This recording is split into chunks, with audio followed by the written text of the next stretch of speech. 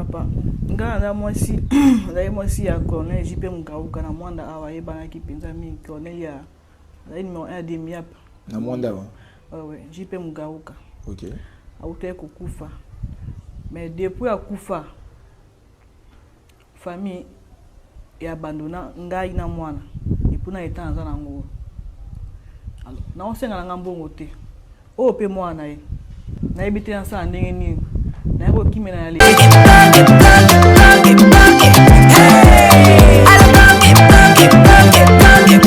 Oyoki elenge ya Congo.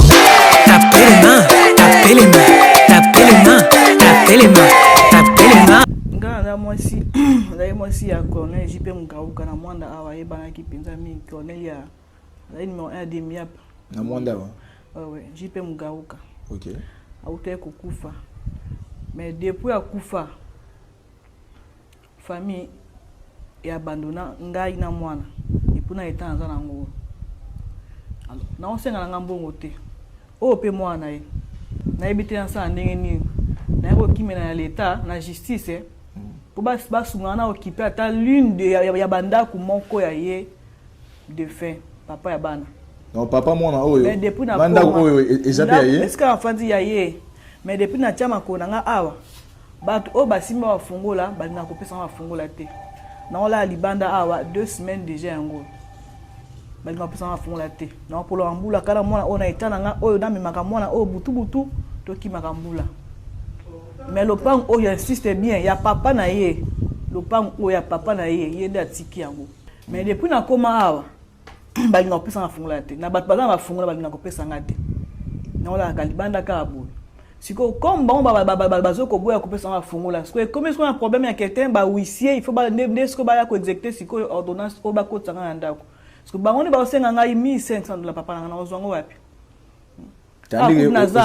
Akutu nazawa akutu ata couche moko oyo programme kutu ya leta mwana oyo na niveau na komeli ya 8 mois na ko bota lotu comme lobby na ba stress oyo ya depuis moko papa ngo akufatile o na zo akimle ba stress na ko bota lotu comme lobby maintenant tele lo moko te siko na mbongo wana ba huissier ba kotisa na siko admettre que na botu na micho na suka o vana libanda bona bébé na suka wapi ndenge za wana na ngai na mwasi oyo ya liboso nga kuna eba teka aisa même pas que aza na mwasi aisa que te aza na bana to na bana bazala wapi na Kinshasa. OK. To na ko bana zemi ne ko comprendre makam susu mena kina suna automatiquement sate na kuma ja zemi na ko supporter to bandi ko fanda a s'excuser malba que te mwasi wana ba alingane sute mais ba atika ka pona ba kipa bana ye. Bien mona kete tout se comprendre tout fa na kana sina boti na fandi psycho net na minute oboy ye mwasi wana aza wana mwanda mwasi mususu wana yakini aza wana donc tina wala libanda boy ye aza ba clé oyo to ozo mona o même weso ya libanda ba funa ngo même pas pour la question la toilette libanda nanga na mwana ye nda o gérer biloko nyonso tout o donc yo kagia fandi psycho na ebité po baza ekolo baza tribu moko ki mushi ba mushi parce que déjà ba comme koyembela ngete biso to ba mushi na ebite slogan ngo kete to ba mushi na comprendre ce qu'on a comprendre ngote et la kisanini ozaki tribu moko na mobalite te na za kasayen yo za kasayen mobala za ki mushi moi si wana pe aza mushi mais ce qu'on a ba petit nyonso tout ya ba mushi wana ba comme kete biso to ba mushi to ko isa bon ko isa ce qu'on a sali bango nini na on sait encore juste ba droit ya ban en fait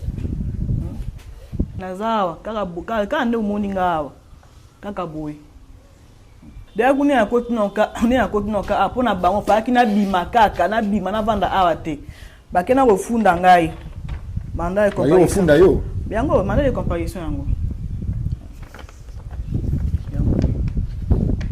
OK mais tandis que dossier de akuna ezadi akuna fa ina ko répondre yango de lelo o déjà o na osinga mama ate atika ngai te ata apenda problème na ngai ata problème na poto ata nina komeli ata penza etana zaili na minute oyo so atika na osuka ba konza mboka na osuka wapi mobali atiki ba richesse mais yo aux yeux mobali atiki mais jusqu'à présent na omona eloko moko te na omona eloko moko te ata $10 oyo ata $10 oyo na niveau même ya bana oba tikala donc na mona ka ilo côté tina comme na niveau ya justice boye donc donc et ate pour na ressemble ça JP parce que qui mobali na zaki na yema na commune na suka c'est par rapport ya ya comportement ya famille na ye na bande komisusu et comme si on était haut donc yo za na mutute o zo bundela yo na za mutute tant na commune tina niveau pour non la libanda soki na kina mutu moko etaki na ngambu na nga awa na za boete ba makata makam na kimia mais mutu kolobela nga zate même justice c'est ngambongo e o senga mbongo siko mbongo na mintu na zwango wapi na zwango wapi soki kutu kushi ya nga moko ya mwana na na zuite kolia kutu yango to ya pasi soki justice ya batu esimbite justice ya nzambe pe ali ba congolais bada partout bateau bayali na mette ma sensibilité basée un peu partout dans le monde entier pour na bandoko balingi ba kota likamu yo ba accompagner yo même na niveau de justice ba ko rejoindre na numéro ni numéro 082 88 422 51 Bandela 082 88 422 51 ya RTL Pesali. OK, pesa sur pesa 09 96 64 99 54. Mais banda bokunde et je combien de temps puis partage ba bien et ça la mende nini Fabien bi keto non ça amité. Partage ba bien. Ba bi non ça amité. Mais il banda koufi ça fait combien de temps déjà? Depuis le 3 septembre, il est 2 mois déjà. Depuis septembre? Depuis septembre, le 3 septembre aussi. Parce qu'on a habité 40 jours PC Salama. Mais atiki neti ni nani? Ma pango ezali ba terrain vide pesa oh non ba terrain vide pesa ba na ko kanisa ke atonga mais na tongi te ba terrain vide ezali. Na mituka? Mutuka ba ko tamona ngo eza mutuka pe mususu pesa eza na este. Fala ki e ya men lokola ba mita ki ya fala zonga su este ndabe ke tetika la ka kuna au kene ko tambo na ngo kuna na bunia donc etika ka kuna na bunia décapotage wa na ebité lokola nga za kasayen ba nga ba na droite. Alors pour na ko réclamer ba droit na yo déjà so commune na justice OK même na parquet pour na ko plaigner na sta kendaki na bundaki na mukio e mona yaki na sina kendaki. Mais il était le binini. Nazoki mukando ezo permettre na ko kipenda ku ya papa ya bana en attendant ordonnance yango o epesa ngai autorisation na ko kiper l'une des parcelles ya papa ya bana en attendant conseil de famille salama par qui na pesa ki ndepiaki. OK, tribunal de paix yango ndepiaki. OK, mais depuis bana ko notifier ba notification ya suka yango le 4 ba signa pe mais ba linka raté na ola libanda ngana mwana oyo na eta na ngai na ba mbula nyonso tu ba mi pepe nyonso tu ngana mwana libanda. Gosolemba ubedu silbili ya boni Angombi Ayafili Le roi qui dit des bonheurs Pour des grands Pour Kiskena Molo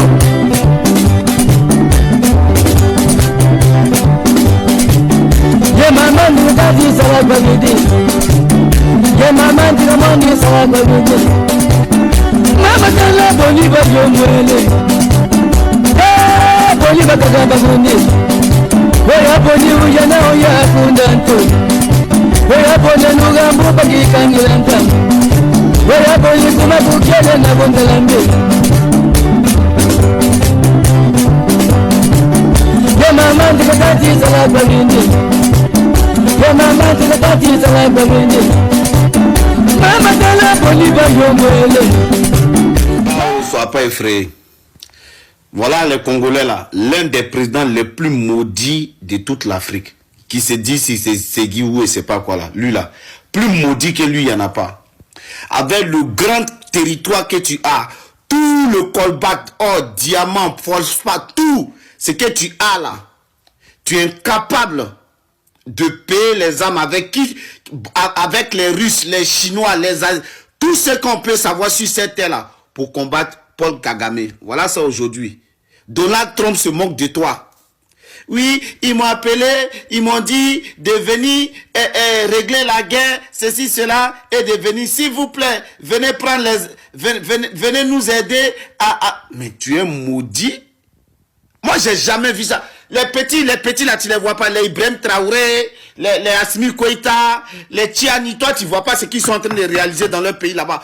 Toi, en 2026 là, tu pleures encore derrière les Occidentaux, tu pleures encore derrière les Américains. Tu n'as pas honte qui s'exécute. Je ne sais même pas comment le peuple congolais même fait pour toi te supporter. Si c'est moi, il y a longtemps, toi, on t'a niveau au pouvoir. Parce que toi, tu es, ça dit l'Afrique centrale, là. Toi, tu es le mal de toute l'Afrique centrale. Toi et puis le vieux là. Vous êtes les deux plus... Ça dit ceux qui font le plus de mal en Afrique centrale là, c'est vous. Parce que si le Congo est libéré, le Congo est libre, c'est toute l'Afrique qui va émerger. Mais comme toi, tu es là, tu manges vos beignets là, comment on appelle ça même là, nakate, tes joues là grossissent. Tu as dit tu manges safou, tu t'assois, ton ventre en train de grossir. Pou. Voilà pourquoi tu peux rien faire pour tous les Congolais qui sont en train de mourir là. Toi, tu es obligé d'aller prendre Donald Trump pour venir signer quel accord de paix? Accord de paix où ils vont vider tout ton sous-sol. Ton sous-sol, tu peux le bloquer, payer les armes, défendre ton territoire. Et c'est ce que les Congolais attendent de toi. On n'attend pas un président marionnette ou un petit pays comme le Rwanda va venir les finir. Non, mais j'ai mal. Et pauvre Congo. Ouais, Yako au Congolais. Pauvre Congo.